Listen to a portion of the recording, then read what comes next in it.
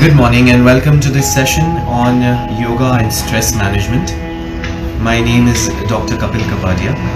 I am a corporate trainer, a Chinese language expert, a voiceover artist and a yoga guru. I'm based in Pune and I am very glad to be part of this extensive group, and I thank Jyoti and the team to give us this opportunity to reach out to a wider audience and share our knowledge with everybody. So let's start the session. Yoga and stress management. The name itself says everything, especially in today's day and age when we have to deal with so much of stress, so much upheavals happening in our lives, that we take care, we sit back a little bit, and then we ponder upon a lot of things in life before we really go ahead with the rigor of life. The last couple of months, especially the quarter, has been difficult for all of us, obviously because of the COVID situation, and I'm sure everybody is fighting their own battle in a different manner. Nonetheless, we all have been experiencing stress at some point in time in our lives, especially at this point in time since the beginning and the outburst of COVID. So, I'm here to talk about how stress can be nullified, or it can be a very healthy and mentally stable, as well as a very mentally healthy life with yoga and in general with oneself. So to begin with, I'm sure all of us know what stress is. Stress is nothing but a reaction to a certain situation which is often very negative. This reaction can put us into a fight or a flight situation, right? A fight situation is where we face that situation and we try to fight it, we try to overcome it, we try to go through that situation, live through that situation, and find out ways and means to overcome it. But when we talk about a flight situation, it is just where we want to get out of the situation, run away from it, turn a Nelson's eye to the situation, and make sure that we don't want to be in the eye of the storm or in the limelight. So stress can often lead to a fight or a flight situation, and depending on your psyche, on your experiences and the intensity of the stress, we will either choose a flight situation or a fight situation. Okay. Stress can be of two types. There is eustress and distress. Again, we all know this because most of us come from the corporate training and some kind of a learning and development background. So we definitely know this, I'm sure. Eustress and distress. Eustress is positive stress, which gives you an adrenal rush, which gives you a positivity, a surge of pheromones and hormones that are charging up the entire body, building a positive energy in the body. It could be as simple as watching a favorite game or any kind of you may type on the screen also if you have anything. Alright, so stress is definitely of two types, like I said. Eustress, which talks about positive stress, and distress, which can come from physically go into a stressful situation. The stored sugar levels and the fat levels in the body are such that which can provide high energy and quick energy. So that can sometimes create issues in our physical system. The heart rate and the breath or the breathing rate also shoots up. Then the red blood cells from the bloodstream carry more oxygen to the extremities, that is to the limbs, to a high could be perspiration and saliva also increases. So sometimes during stress, people also tend to go to a situation where they have a parched throat. You may have a frog in the throat kind of a syndrome. So when you are in a stress, you may go to dryness of the throat, a butterfly kind of a situation in the throat where we don't know what is going to happen next. So the body's mechanism of self-defense kicks up, more light enter into the eyes. So how do you manage stress? Now in yoga, stress is definitely an imbalance in the body. If you refer to the Panchakoshas or Patanjali Mahamuni's Yoga Sutras, which is the treatise and the ultimate text on the yoga, depletion, collapsing, and then ultimately it can take you negative thoughts, stress, poor skills to deal with conflicting situations. Some people just do not have the abilities to deal with such a situation, so that can lead to high stress. Pessimistic attitude, always being pessimistic, always being negative. This can also build up a lot of stress in and around our bodies. So also another issue that mainly pushes us towards stress is overcommitments. We tend to commit a lot to a lot of people and to a lot of issues in life. So impatience and underestimation and overcommitment can lead to a lot of stress.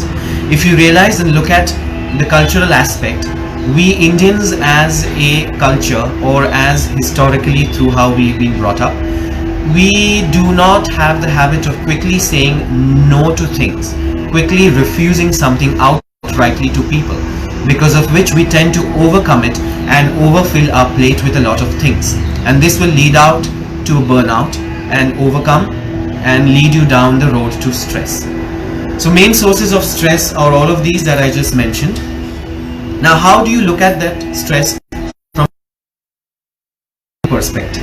Well, strong likes and dislikes start governing our actions, often taking wrong perceptions in the mind, creating your own situation like perceptions and ideas, definitions regarding those situations.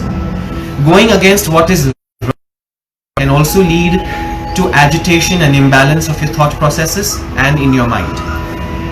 Imbalance can then amplify into adhis, vyadhis and stress on the physical or the psychosomatic level in the body and the overall system.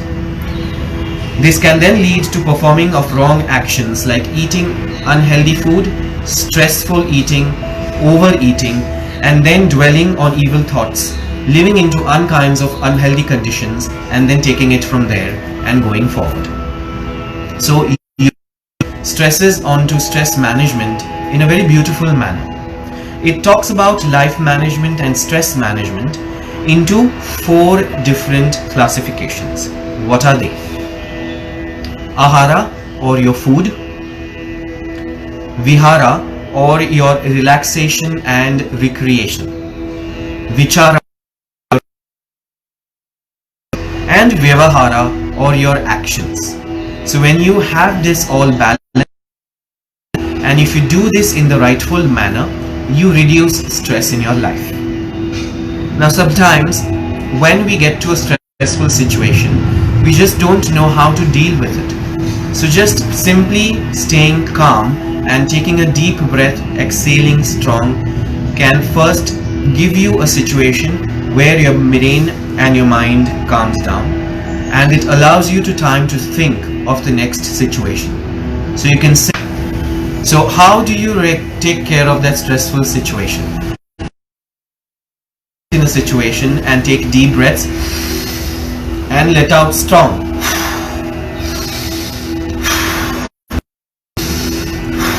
Inhale deeply through the nose and blow it out through the mouth. This cools stress in our modern life, depending on how you react to that stress. It comes from something that desire. So unfulfilled desires can push you to becoming angry. Then delusion or wild ideas start to emerge from this anger. So because you are not able to react, you are not able to fulfill a desire, you become angry. When you become delusion, you come to a situation where you have wild desires and very unrealistic ideas in mind. From that, and the delusion, the mind doesn't know what is right and what is wrong. Ultimately, reasoning and positivity is destroyed, which can lead to bewilderment and complete loss of rational thinking. This then takes you to a stressful situation. So the Bhagavad Gita emphasizes the importance of withdrawing yourself from sense objects and transcending them through self-control in order to experience peace and supreme happiness. So when I and when I give talk about a lot of things, especially the spiritualistic talks that I deliver, I have always advised people to practice attachment and detachment at the same time. How do you do that? You stay attached, but you don't latch on to somebody's problems to such an extent that you take those problems, empathize that loved person, suffering of that problem. You are able to see how that person is going through those sufferings. All you can do is empathize, give a patient hearing to the problems, give solutions, take care of the situations, do enough shushrusha and look after that person. But you cannot take that problem onto yourself to such an extent that you lead your own life into that problem. You leave everything apart from your own life, your life only looking after that person. That becomes over attachment. So practice attachment, but at the same time be detached from a situation. This of course will not take you to karma, and you will not be latched on to the other person's karma. It will take you to enlightenment and moksha. There is nothing as good karma and bad karma. You should be sthita pragya, away or neutral from something good and something bad. In such a situation will never have karma attached to that person's life, and he will experience bliss and be able to relieve himself from the cycle of birth and death. But then of course this is a different concept. So coming back again to the stressful concept, how do you release and reduce stress in your life? So to take situations that we are experiencing right now, the COVID situation. 1. Take up a hobby. It could be as simple as painting early in the morning and sip a cup of hot coffee or tea, observing the sights and sounds of the early morning. That can reduce your stress. Over attachment can also lead to stress. English that often said that familiarity breeds contempt. So since all of us are now today overly attached to our families because we are all in a lockdown situation, I will take you through a small meditation and a situation where how we can overcome stress. So now let's look at the relationship between the mind and the body and how stress plays an important role in all of this. Now, going against what causes the right things can lead to the psychosomatic level of the brain. You have a tendency of eating a lot of sweet food, a lot of sugar, a lot of sweet stuff in and around all the time, and you constantly keep on thinking, oh, you know what, some days down the line or some months down the line I am going to develop diabetes, but I have no control over eating sugary substances and sweet food. I have no control over starchy substances. I just simply love to eat them. But at the back of my mind, at the cell level, at the subconscious level, I know that it is not good for me. So sometimes it starts playing on your mind.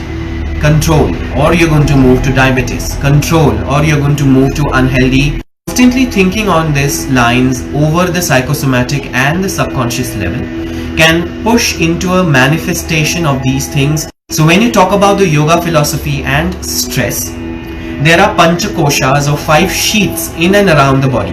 The first is your physical sheath, which is your body, the skin, bones and your physical self. The second is your pranamaya kosha, which is the prana, the breathing sense. Then comes your anandamaya kosh, which is your intellect.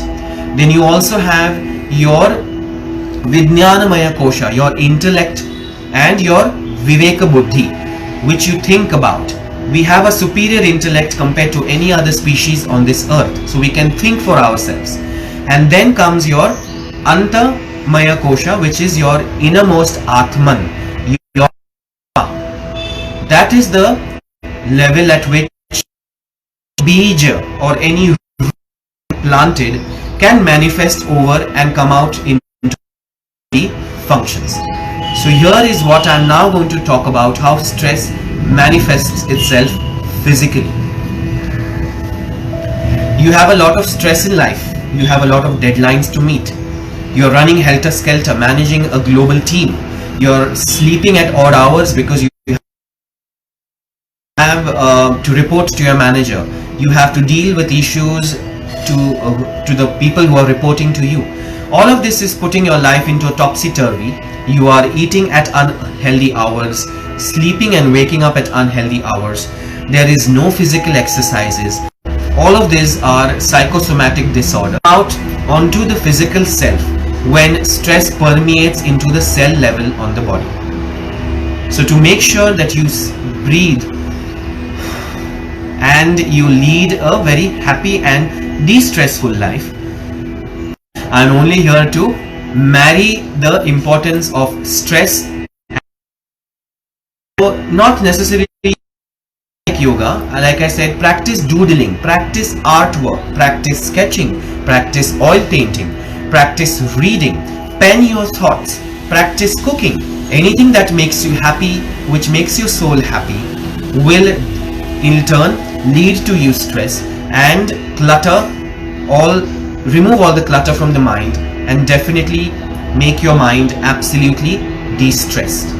So when we talk about a relationship between the mind and the body and how stress works on it, digestion goes for a toss. There is no sometimes there is no balance between the reality and what you're thinking in your mind. So you create an imaginary Maya and you live in that Maya, the illusion. What is happening around us is also Maya. We are living this life and we get involved into the Charachar or the entire universe. That is of course Maya. But you need to find out what makes you happy, what makes your life achievable towards the goals. What is it that you want to achieve in life without being negative, without thinking negative, and always staying away from negative people and of course negative situations. Okay? So, Yoga Vasishtha, this is one of the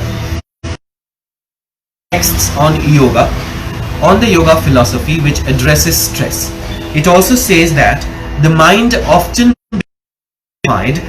when there is true sattva guna. Now, I am sure you must have heard these three terms which have moved into the Ayurvedic philosophy also. Kapha, Pitta, Vata. These are the three gunas or the types of body descriptions that we have. Vata, these are related to gunas in the body, which is sattva guna, rajasic guna and tamasic guna. Sattva guna is balancing of those energies. Rajasic guna is excessive overthinking, feelings of superiority and taking yourself towards is something which is just the opposite. Indulging in everything that is negative. So you need to find a balance between these gunas. When all the gunas are balanced, remember all of us have these gunas present in us. However, there is one guna which is strong. So you need to and reduce the tamasic and the rajasic guna. Mita ahara is food which is thoroughly cooked using either pure ghee or this is mita ahara, refraining from non-vegetarian and limited ahara. So when you look at two closed fists, if you divide them into 4 portions, 1, 2, 3, 4, you need to keep 2 portions full of food, 1 portion full of water and the 4th portion absolutely empty. It's exactly how you are able to balance your body, balance your physical requirements for nutrition, which can lead to a de-stressing environment and bring down your mind, cool down your mind and make you happy and very, very calm and composed in a situation. Remember, what we eat also has an effect on everything, and that is where comes the 7 chakras in the body. I'm sure a lot of you must have seen the image of a person sitting into 7 chakras depicted with 7 different colors and 7 different bija mantras: Om, Yam, Hum, Ram, Vam, Ram, Yam. All of these are different energy points in the body, which when balanced can lead you to a stress-free life. Not only a stress-free life, it keeps your body healthy and balanced physically also, free of any diseases and maladies. So how do you move towards mental positivity, which can lead to of your life? Ahimsa, practicing of ahimsa, which we all know, staying away from negative situations, not killing anyone, violence in general, so not shouting at people, not using abusive language, not being very harsh on people all the time. Satya, always look up and move towards positivity and speak the truth. Be truthful to yourself, automatically everything else will fall into place. Then asatya. Asatya means referring to not stealing, being happy and content with what you have in life. So being absolutely at peace with your own self. Brahmacharya. Brahmacharya doesn't mean being away from sexual practices. It can also mean practicing things at a moderate level. So to give you an example of food, do not overeat, which can lead to indigestion, and do not undereat, which can lead to starvation. Then aparigraha, which is also being non-hoarding and non-covetous. So not being jealous and not hoarding things. This is mine, I need this, I am not going to share this, this is only mine. So moving out from all these situations. So lobha, moha, maya, matsara, dvesha, raga, all of these can lead to stress. Once again, lobha, moha, maya, matsar, dvesha, raga. Being contented, santoshaha, is very important to make you lead because you become complacent. Your mind doesn't think freely and you become too lazy in life. So which is eustress, the positive stress. It could be as simple as you've been commitments in life and then you realized, oh my god, 30th June is just around the corner and I have very less time left to fill up my IT returns. Have I done it? So you are going to be a little agitated, running helter-skelter, getting your papers together, reaching out to your chartered accountant, getting your commitments in place. So that kind of stress to a certain extent is advisable. But make sure stress that can lead to psychosomatic disorders, put your physical body into peril and ultimately make your mental health is definitely what we are looking at. So from here, let's look at what happens to the body physically when you go to a stressful situation. So like I mentioned earlier, the stored sugar and the fat levels suddenly shoot up and are thrown into the bloodstream. Move more oxygen towards the muscle. The heart speeds up its beating and so does the breathing rate. Digestion ceases. Perspiration and saliva can increase or decrease depending on your body type. All these go into an overdrive. All your senses are heightened and then you don't know what are you doing in that situation. So there is no realistic approach to anything that you do. In a mental level, at the Atma level, we are always in a stress-free, bliss, santoshaha, ananda level. That is what the yoga philosophy talks about. We are always blissful. That state devoid of any tension and pressure, thinking or feeling, is the source of all bliss, knowledge, creativity and freedom. Let me read this again. In our original state of mind, we are always totally full. That state, which is devoid of any tensions, any pressures, thinking or feeling, is always the source of all bliss, knowledge, creativity, and freedom. This is, or take up a hobby, you go to a situation which can calm the mind. So initially you begin with it on a mental level, psychosomatic level, then manifest it out onto the physical self. Take you through techniques which are going to help you to reduce stress in your life. One of them is mindful meditation. Now mind you, meditation is nothing to do with religion. A lot of people are confused being religious and being spiritual. There is no connection. There is also no connection between meditating and being religious. Meditation is nothing but looking inward and concentrating on any of your sensory objects, sensory feelings inside within yourself, and going to dhyana, dharana and samadhi. So this is something that I'll be explaining in the next few minutes. Give me a quick few seconds while I come up to that. So remember, the role of yoga in stress management can be reduced considerably. So yoga can play a very positive life in throwing out stress of your life by positive and rightful management of ahara, food, vihara and recreation, vichara, which is thinking, and vyavahara, which is your actions. So if you balance all of these together, you will lead a stressful life.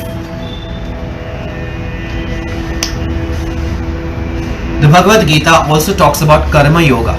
Karma yoga is doing your bit in life without running after the fruit of that action. Karmanye vadikaraste ma phaleshu kadachana. That is exactly what the Gita talks about. Do your deeds. Go about doing what you want without expectations of the fruit. What is it in for me? Do not go there. It becomes your nishkama karma. And if you do nishkama karma, you attend moksha and you are free from the cycle of birth and death. That is exactly where stress also comes into the play. So if you lead nishkarma karma, you are stress free. You feel elated. You feel positive. You feel motivated to do things in life. That is karma yoga. The biggest example in the past, recent past in history that we have seen, the biggest karma yogi so far has been Swami Vivekananda. And if you look at any of the latest or the present day karma yogis, you have Dr. Baba Aditya Yogendranath. So these are people who are karma yogis. They have given themselves to do their bit and their own, going through the motions in life without having any negative or positive expectations from the deeds or your own actions. This can definitely lead to a lot of reduction in the overall stress in your life. Now, how do you mentally, physically reduce stress? Mindful meditation is definitely one of those. Mantra jap and sitting into dhyana, dharana is also important. Now what is dhyana? Dhyana is concentration. Then what is dharana? Dharana is one-pointedness, ekagrata. So if I want to sit into dhyana, my mind will wander to something that smells good, because in the next room or in the kitchen my mom is cooking something nice and my mind wanders there. Or somebody is talking next door and I'm able to hear those words and my ears go there. My mind hooks on to that conversation and I wander there. So that is dharana. That is dharana. Dhyana, dharana. Runs away, get it back. Runs away, get it back. So like Swami Vivekananda had said very rightly, our mind is like or equals to an intoxicated mind bees. Just imagine how that monkey will behave. An intoxicated monkey which is stung by 100 bees, that is exactly what the mind is. So You move to a situation where you get into dhyana and dharana, and samadhi is not needed for people like you and me because we live in this world. We are not going to go to samadhi. So how do we practice stress management, and how can yoga help you to reduce it? First and foremost, chin mudra. You join the tips of the thumb and the index finger, relax the other fingers. You drop this chin mudra onto your lap, onto your knees, and sit in a cross-legged position with the shoulders rolled behind, chin parallel to the floor, and close your eyes. Simply breathe in deeply and breathe in slowly out. Breathing will increase the focusing ability of the brain and will increase the breathing capacity of your lung, which can lead you down the road to a stress-free life. Whenever you are agitated, whenever you are in an upheaval, you don't know what to do, best thing is to relaxing and long exhalation and bring your mind and your emotions down and cool them. There is also something called as a yogic breathing. What is yogic breathing? When you inhale, you fill up the stomach like a balloon. When you exhale, you contract the stomach. And this is exactly the opposite of what we do when we breathe in life. Take the example of a plastic bag. And you blow into it, it expands. When you press it out, it will contract and the air is reduced or expelled out.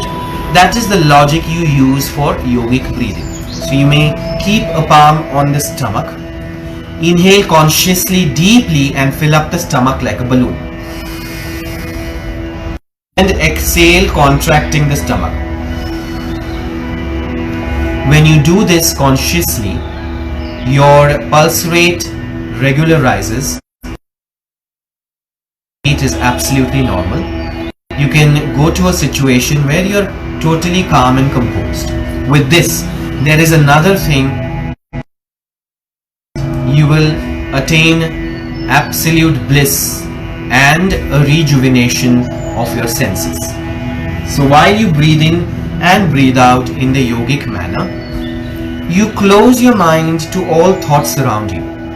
You focus on your breathing. Observe your breath. Zero thought. So when you sit with zero thoughts in your mind and you take your mind's attention and focus towards your breathing, when you observe your own breath with your mental eyes, you are able to attain a self of peacefulness. Go to a situation where you are calm and composed and all the positive energies are balanced in the body. So with that, I will take you through about 7 minutes of basic meditation and de-stressing situation. Alright, so if you're sitting in a chair, absolutely okay. If you're sitting cross-legged, even better. So sit cross-legged and lift up your spine. We will take the hands into the chin mudra, joining the tips, relaxing the other three. Drop them on the lap or on the knee. For now, you may close your eyes. Wait only on my voice. I'm going to condition you and walk you through a de-stressing situation, a very calm and composed situation. Relax the body. Roll the shoulders behind and remove all the tension from the neck, shoulders and the throat. Relax your forearms as you sit with your hands in the chin mudra. Keep your facial muscles calm and close your eyes gently, keeping the eyeballs absolutely steady. Now, gently start putting an end to all thoughts in the mind. Banish all thoughts from the mind. and move the focus and the attention towards the breathing. And how do we do that? Well, deeply filling up your stomach like a balloon to the count of 6 to 8 seconds, and slowly exhale double to the count of 16 seconds. As you consciously contract your stomach, pull it inside and release the breath slowly. Continuously doing this will move your focus and latch it on to the breath, in turn putting an end to all thoughts. You may now open your eyes. So this is one way of concentrating and removing the stress. Omkar sadhana or meditation or simply just chanting of the Omkar also plays a very important role into leading a de-stressful life. The Omkar sadhana has worked wonders in the reversal of heart disease programs in a lot of hospitals. The Om sound is divided into A, O and M. A begins, O is the voice box and M is just a vibration inside the mouth. The vibratory effects of the makar at the end are very crucial for the mind and the body. When you extend the makar of the Omkar at the end, it reaches the heart and the cerebrospinal fluid in the brain, releasing positive hormones and doing away with even the slightest or smallest clots in the blood and making you stress-free and happy and Omkar sadhana is also very important. I will show you 2 examples of how you can go towards Omkar sadhana sitting into the Chin Mudra.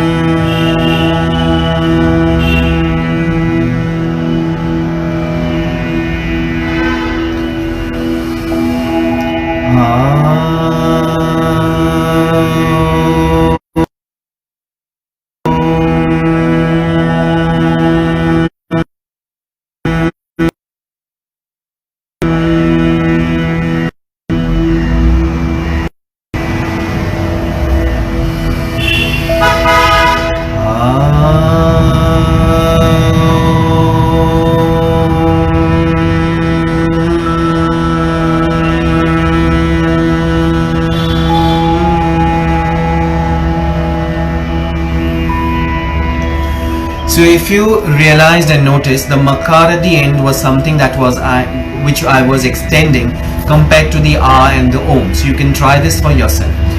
When you say the makar at the end, you should feel vibration inside the mouth, on the teeth, to vibrations inside the body, which soothes the mind. And that is why Omkar sadhana or Pranava sadhana, as rightly mentioned in the Yoga Sutras, is very important and one of the biggest mechanisms to throw out stress out of your life. We have about 10 minutes. I'm going to give the last 5 minutes open enough for discussion. Of course, we can't have you can type your questions there in the last 5 minutes and I will get back to you right now or immediately after the session in the group itself. Before that, we will take the first 5 minutes for the Omkar sadhana. So if you want, you can chant with me or simply tune your frequencies with me and sit there absolutely calm and composed, feeling at bliss. So get ready. I would recommend you to sit cross-legged with the hands into the Chin Mudra. Close your eyes and you may chant with me or just choose to sit there and observe me. I take a deep breath, start the A from the belly button, O in the mouth and the M as a vibration till my breath is finished. I'm going to chant 5 Omkars and then I will end the session.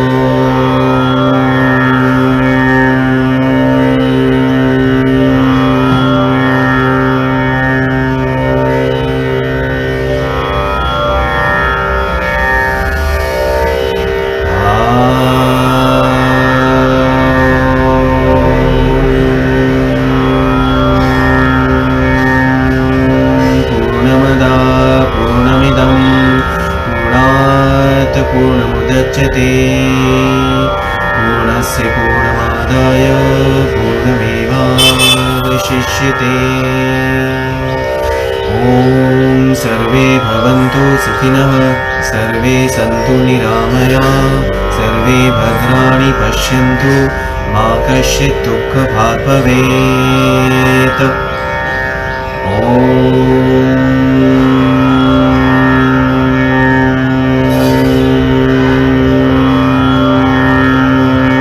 शान्ति शान्ति शान्तिः।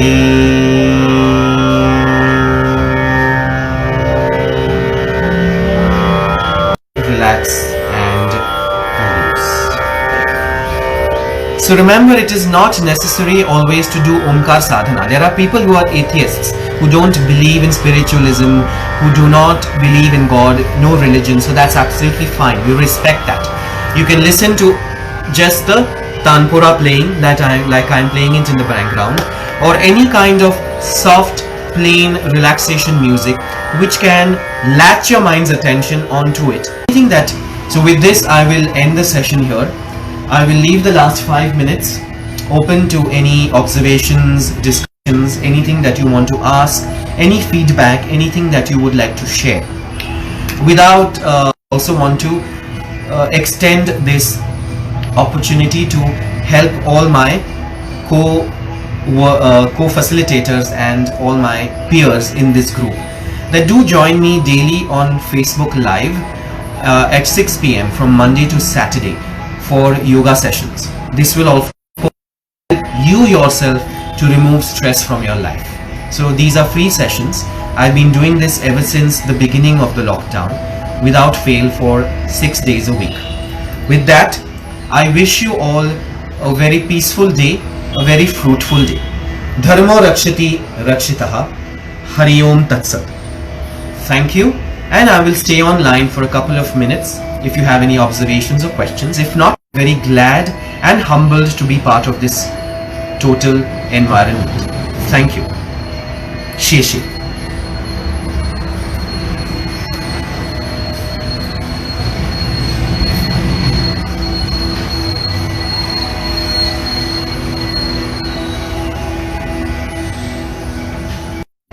Given the topic, I'm sure a lot of people may prefer, I'm just thinking, I'm not sure, may prefer to reach out to me personally or in the group. So with that, once again, good day, thank you, and I end the session here.